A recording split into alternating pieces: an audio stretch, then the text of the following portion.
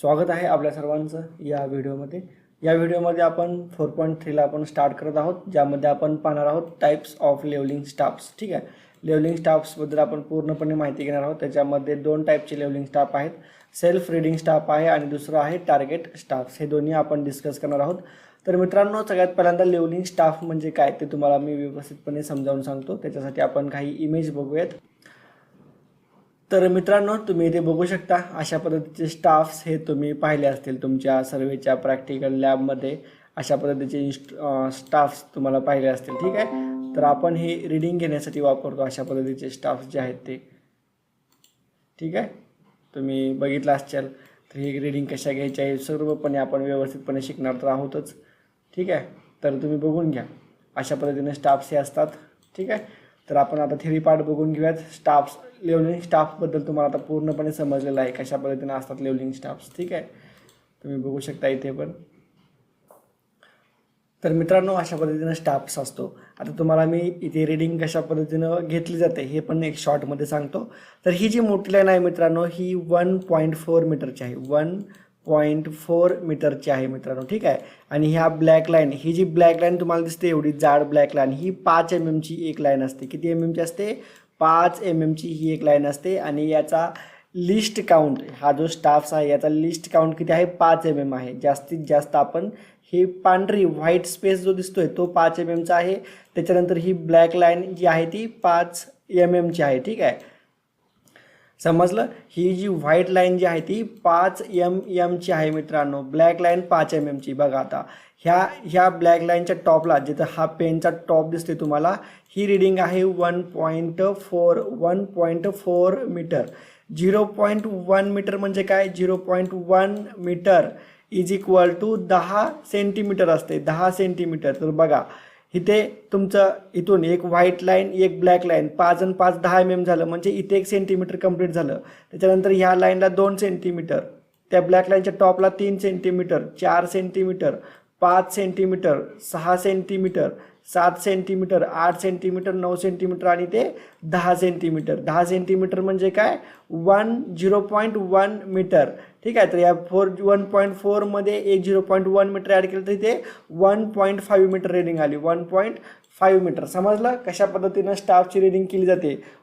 For chance, by chance समजा तुमचा cross hair इथे आलेला आहे, जेव्हा तुम्ही त्या टेलिस्कोपमधून बघता तेव्हा तुम्हाला क्रॉस हेअर अशा पद्धतीने इथे दिसत असेल, तर ही रीडिंग काय झाली मित्रांनो? मला तुम्ही सांगा. व्हिडिओला पॉज करा आणि आपली क्रॉस हेअर अशा पद्धतीने इथे आलेली आहे. ठीक आहे, तर ही रीडिंग काय झाली आहे बघा. इथपर्यंत तुमचं इथपर्यंत टॉपला तुम्ही 1.4 आलेला आहात. ठीक आहे, त्याच्यानंतर बघा हे 5 mm, हे 10 mm झालं, हे 15 mm, 20 mm, 25 mm आणि हे 30 mm. म्हणजे इथून हा आपली क्रॉस हेअर जी आहे ही वाली, ही 30 mm वरती आहे. 30 mm वरती आहे म्हटल्यानंतर रीडिंग काय येणार आपली? 1.43 रीडिंग येणार मित्रांनो. 1.43. समजलं? फॉर चान्स अजून एक आपण घेऊयात रीडिंग. इथे ब्लॅक लाईनच्या खाली आहे. आता आपला क्रॉस हेअर जी आहे ती ब्लॅक लाईनच्या खाली आहे. तर अशा केसमध्ये रीडिंग काय येणार बघा. ही 1.4 इथपर्यंत आलो आपण, इथपर्यंत आपली 1.3 झालं होतं, इथपर्यंत आपलं 1.4. ही मधली मोठी रेष म्हणजे म्हणजे आपण किती 50 mm पर्यंत आलो वरती. 50. तिथून पुढे ही 5.55, ही ब्लॅक लाईन 60 झाली. 60 आणि तिथून पुढे ही 65 mm. आपण हिथून 1.4 पासून वरती 65 mm वरती आपली ही क्रॉस हेअरचा हॉरिझॉन्टल हेअर आहे क्रॉस हेअरची. ठीक आहे, किती mm वरती? 50. तिथून पुढे हे 10, 60 आणि हे 5, 65. तर आपली रीडिंग काय येणार? 1.465 ही आपली रीडिंग येईल मित्रांनो. 465. समजलं? अशा पद्धतीनं आपण लेवल स्टाफ जो आहे तो रीड करतो. ठीक आहे, तुमची क्रॉस हेअर जिथे येईल तिथे तुमची त्या पद्धतीने रीडिंग येते. आता इथे किती येते बघा? 1 ही बघा 50 कुठे आहे? वरती आहे, त्याच्या खाली आहे म्हणजे 45. 1.445 येईल. ठीक आहे, हीच क्रॉस हेअर जर समजा बाय चान्स इथे वरती असली असती तर 1.45 ही आपली रीडिंग आली असती. अशा पद्धतीनं लेवलिंग स्टाफ्सवरती रीडिंग ह्या घेतल्या जातात. ठीक आहे, तर आता लेवल स्टाफ तुम्हाला माहिती आहे. लेवलिंग स्टाफवरती रीडिंग कशा घ्यायच्या तेही तुम्हाला माहिती आहेत. तर चालू करूयात आपल्या पॉईंटला. Types of the levelling staffs, त्याच्यावरती क्वेश्चन येऊ शकतात बघा. Write a short note on target staff. ठीक आहे, टार्गेट स्टाफवरती तुम्हाला शॉर्ट नोट लिहायची आहे. Draw the sketch of telescopic staff. ठीक आहे, टेलिस्कोपिक स्टाफ हा सेल्फ रिडिंग स्टाफचा एक सब टाईप आहेत मित्रांनो. ठीक आहे, तर आपण बघूयात कंटेंटला चालू करूयात. सेल्फ रिडिंग स्टाफ हा आपला पहिला टाईप घेऊयात आपण. The self reading staff can be read directly by the level man looking through the telescope. टेलिस्कोपमध्ये बघून, म्हणजे जे काय तुमचं टेलिस्कोप आहे मग त्याच्यामध्ये तुमचं डम्पी लेवल असू द्या, ॲटो लेवल असू द्या, थेटोलाईट असू द्या. ठीक आहे, त्याच्यामध्ये डायरेक्ट बघून तो रिडिंग ह्या मेजर करू शकतात. म्हणजेच ज्या स्टाफवरती अशा पद्धतीची मार्किंग आहे, ज्या लेवलिंग स्टाफवरती अशा पद्धतीची मार्किंग आहे त्याला आपण काय म्हणतो, सेल्फ रिडिंग स्टाफ्स म्हणतो. मग त्याच्यामध्ये 3 टाईप्स आहेत, कॉमन टाईप्स 3 आहेत. त्याच्यामध्ये एक आहे ऑर्डिनरी स्टाफ्स आहे, दुसरा आहे टेलिस्कोपिक स्टाफ आहे, त्यालाच आपण सोप पण म्हणतो. त्याच्यानंतर नेक्स्ट बघा फोल्डिंग स्टाफ आहेत. अशा पद्धतीनं 3 स्टाफ्स आहेत, ते आपण बघूयात. ऑर्डिनरी स्टाफ्स म्हणजे काय, a simple long flat piece of wood, typically about 7.5 सेंटीमीटरची विड्थ असते त्याची आणि 2.5 सेंटीमीटर ती थिकनेस असते. ठीक आहे, with a metal shoe at the bottom, म्हणजे पूर्णपणे लाकडाचा तो स्टाफ्स असतो मित्रांनो. जुन्या काळात लाकडाचे स्टाफ्स असायचे. आजकाल हे जे स्टाफ्स आहेत हे तुम्हाला मेटलचे, ॲल्युमिनियमपासून बनवलेले स्टाफ्स आहेत. हे आजकाल लाकडी स्टाफ्स हे बंद झालेले आहेत. ठीक आहे, पण हा सिलेबस जुना असल्यामुळे तुम्हाला जुने स्टाफ्सबद्दल पण माहिती घेणं आवश्यक आहे आता. ठीक आहे, तर लाकडापासून बनवलेले जात होते. त्याच्या बॉटमला एक लोखंडाची कॅप असायची, ते खराब होऊ नये म्हणून, आणि त्या लाकडावरती मार्किंग असायचे. जनरली ते लाकूड जे आहे ते 7.5 सेंटीमीटर हे विड्थला असायचं आणि थिकनेसला 2.5 सेंटीमीटर थिकनेस असायची त्याची. ठीक आहे, ॲक्युरेसी बघा, highest accuracy is achieved with the 1 fish staffs, usually up to 3 meter long. However, for a practical purpose and each of transportation, these staves can be longer and made in sections such as soap with telescope or folding staves. ठीक आहे, ordinary staffs म्हणजे काय, एकच staff असायचा direct 3 metre लांबीचा. ठीक आहे, त्याच्यामध्ये काय जास्तच मॉडिफिकेशन नव्हतं. जर हा कमी पडायला लागला आपल्याला, 3 मीटर पण कमी पडायला लागला, तर आपण याच्यामध्ये जास्त मॉडिफाय केलं. त्याच्यानंतर टेलिस्कोपिक स्टाफ आला किंवा फोल्डिंग स्टाफ्स आपण वापरतो. त्याच्यामध्ये तुम्ही बघू शकता नेक्स्ट जो आपला टाईप आहे टेलिस्कोपिक स्टाफ्स, हा वेल सिजन टिंबरपासून बनवलेला असतो. याला पण ब्रासची माउंटिंग असते, पूर्णपणे ब्रासची माउंटिंग असते. फॉर एक्झाम्पल अशा पद्धतीनं ही ब्रास किंवा ॲल्युमिनियमची पूर्णपणे त्याला मोल्डिंग असते. ठीक आहे, याच्या आतमध्ये लाकूडसुद्धा असू शकतं मित्रांनो. ठीक आहे, आजकाल काय आपण फोल्डिंग स्टाफ्स वापरतो. फोल्डिंग स्टाफ्समध्ये काय राहतं, मधले 2 हे हॉलो राहतात पूर्णपणे, आणि जो सगळ्यात टॉपचा असतो तो त्याच्या आतमध्ये लाकूड असतं, पूर्णपणे तो भरीव राहतो मित्रांनो. ठीक आहे, ह्याला फोल्डिंग स्टाफ्स म्हटलं जातं ॲल्युमिनियमचा. समजलं, त्याची लेंथ बघा, available in vertical length up to 4 metre, up to 5 metre, up to 6 मीटरपर्यंत सुद्धा आजकाल आपल्याला फोल्डिंग स्टाफ्स हे भेटून जातात. त्याच्यानंतर कन्स्ट्रक्शन बघा, consist of the 2 hollow slides and 1 solid piece. When extended the length are held by brass spring catches. ठीक आहे, हे त्याचं कन्स्ट्रक्शन आहे आतमधलं. ठीक आहे, त्याच्यामध्ये 2 हॉलो असतात आणि एक सॉलिड पीस असतो. ठीक आहे, हे आपण एक्सटेंड पण करू शकतो अशा टाईपचे टेलिस्कोपिक स्टाफ. ठीक आहे, टेलिस्कोपिक स्टाफमध्ये अशा टाईपचे पण स्टाफ्स हे येऊ शकतात. ठीक आहे, फोल्डिंग स्टाफ्स आपण त्याला म्हणतो. त्याच्यानंतर नेक्स्ट बघा, त्याचे डायमेन्शन बघा. टॉप पीस जो आहे तो 1.25 मीटरचा असतो. मिडल पीस जो आहे तो 1.25 मीटरचा असू शकतो. लोअर पीस जो आहे तो 1.5 मीटरचा असतो.